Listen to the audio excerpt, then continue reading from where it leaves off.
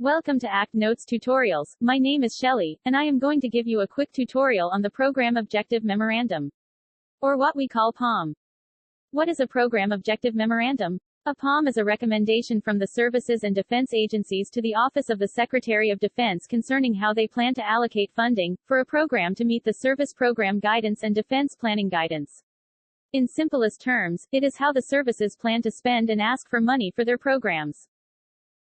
The POM is part of the programming phase of the program, planning, budget, and execution process.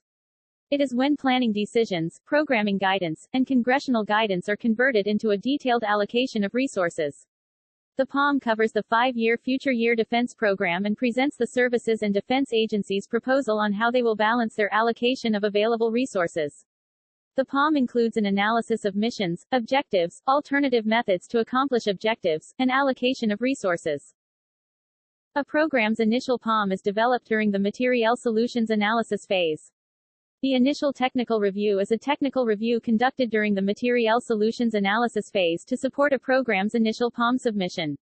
The POM is normally updated every year after the initial submission. The services submit their combined POM and budget estimate submission on the 30th of July to the Office of the Secretary of Defense. Depicted in this chart is the graphical representation of the program, planning, budget, and execution process. The Program Objective Memorandum is highlighted in the programming phase of that process.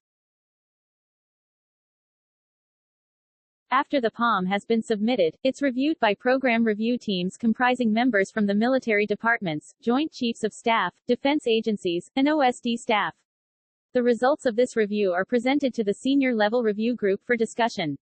In addition, the Joint Chiefs conduct a concurrent checks and balances review of the POM, focusing on the balance of capabilities.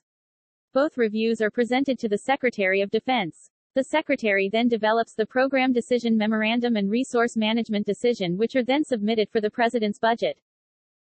Thank you for watching this tutorial on the Program Objective Memorandum. For more information, please visit the webpage. Congratulations on finishing this tutorial and thanks for visiting ACT Notes.